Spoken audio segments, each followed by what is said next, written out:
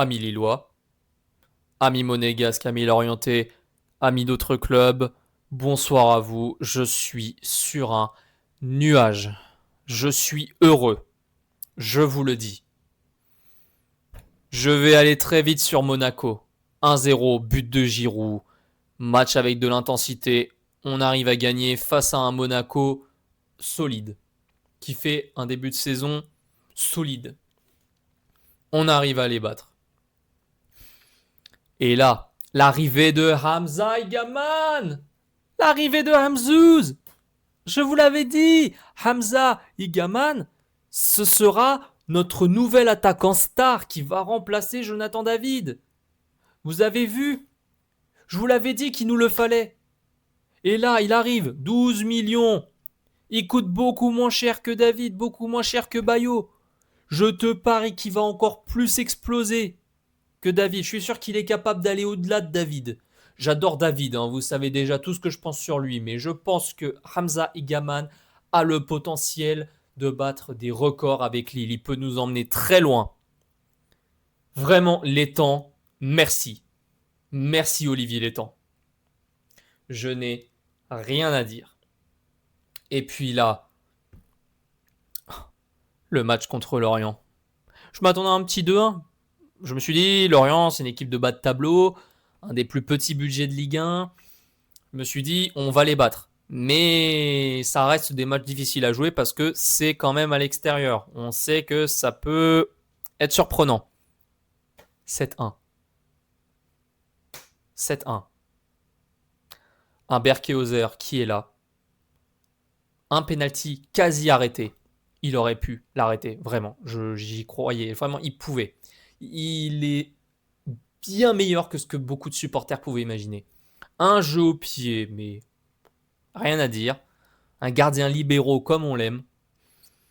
Puis là, la défense. Romain Perrault qui contrôle son couloir gauche. Il est là dans son... C'est son couloir. Puis là, Nathan Goy, j'étais confiant en ce gamin, mais je m'attendais pas à ce qu'avec Alexandros, ça le fasse aussi bien. Il est beaucoup plus solide que ce que je pouvais m'attendre. Le petit Nathan Goy, là, il va prendre la passe de Bafo, mais haut la main. J'étais un peu inquiet, mais non, ça y est, c'est fini, je suis plus du tout inquiet. Ça y est. Puis, je vais pas... Après, voilà, Thomas Meunier qui est toujours là, l'expérience, il est là, il fait son rôle de piston, on pourrait dire.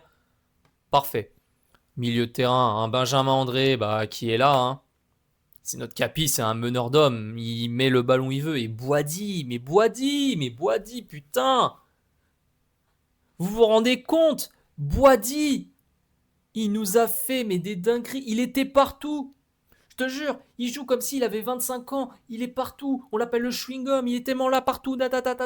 Il est au milieu de terrain. Après, il les remonte hyper vite. Il est là. Il reprend des ballons. Et puis après, quand ça va vers l'attaque, il est vers l'attaque. Il fait des passes. Mais il est partout.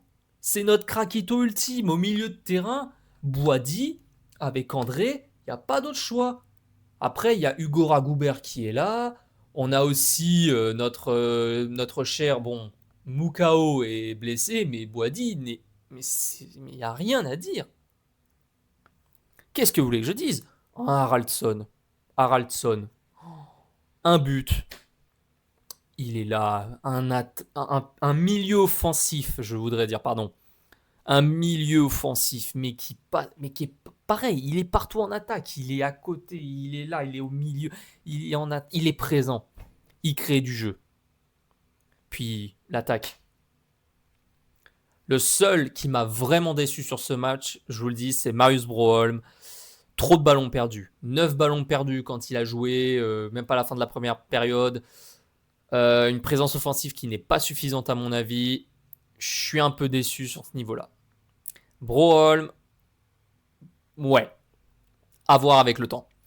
Mais alors, Félix Correa, qui y croyait? Moi, j'avais confiance. Je vous l'ai dit. J'ai envie de voir. Mais alors là, 2 passes décisives. Sa 3e en une saison. Des passes, mais alors.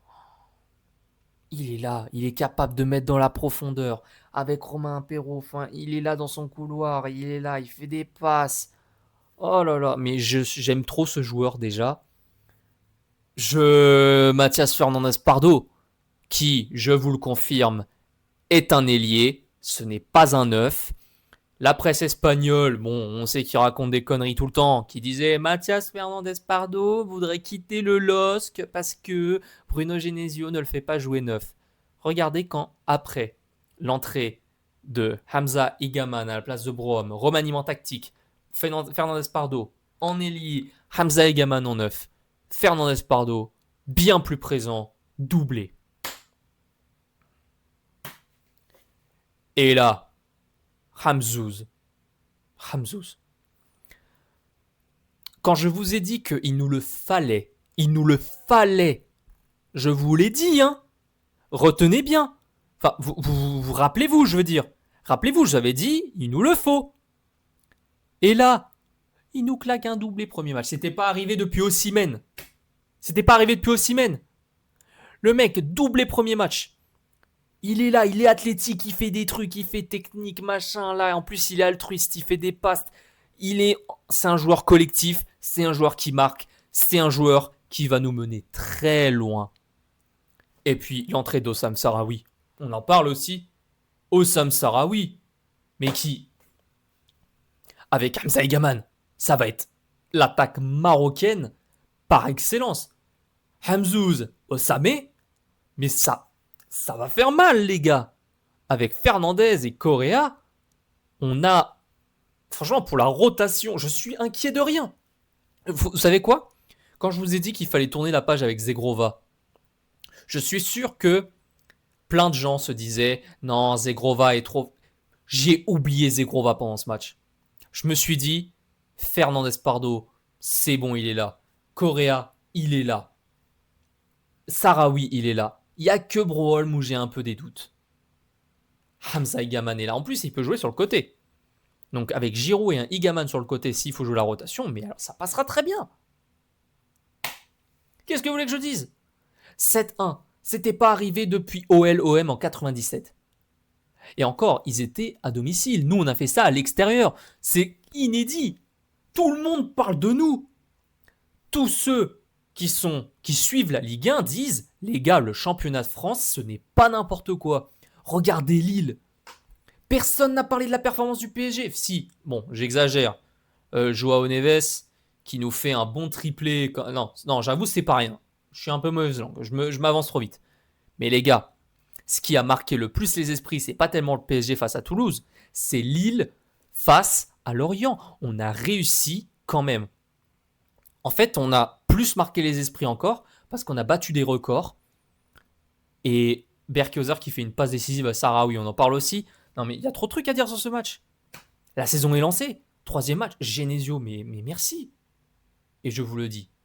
Je vous le dis très honnêtement. Je sens que l'Europa League, parce que vous avez vu les tirages, la seule équipe qui peut inquiéter pour beaucoup, ce sera la Roma. Après, le Dynamo Zagreb, on a... comment s'appelle cette équipe? Il me semble... Non, c'est pas l'Étoile Rouge. Enfin, bon, peu importe, on a plein d'équipes à affronter. Mais les gars, on peut l'avoir. On va passer la phase de ligue, mais haut la main. Je vous le dis. Avec une attaque comme ça et un Hamza Egaman qui va nous changer la vie, c'est bon. J'y crois, moi. J'y crois. Avec un Zegrova qui va partir parce que on a eu Fabrizio Romano avec son Here We Go. Il part à la Juventus pour 20 millions plus 5 millions de bonus. Donc on fait une belle plus-value et c'est toujours bon pour les finances. 36 millions dépensés et 25 millions de bonus sur les transferts, sur les départs, plus de 100 millions. Mais qu'est-ce que vous voulez que je dise? Les temps, merci.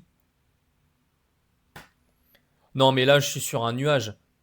Là, quand on dit que Lille a les moyens de jouer le titre, je pense que c'est pas une blague. Je me suis amusé devant ce match. Je l'ai pas vu en direct et j'ai tout fait pour pas me spoiler, mais quand je l'ai vu, oh là là, mais j'étais trop bien. Oh là là, mais continuez, je veux voir que ça. Bruno et tout le collectif, je vous aime, ok? Vraiment, continuez, continuez et faites-nous rêver. C'est tout ce qu'on demande. Bref, je j'ai rien de plus à dire. Je suis content d'être de retour. Demain, vidéo spéciale sur l'équipe de France avec mon avis sur la sélection de Didier Deschamps.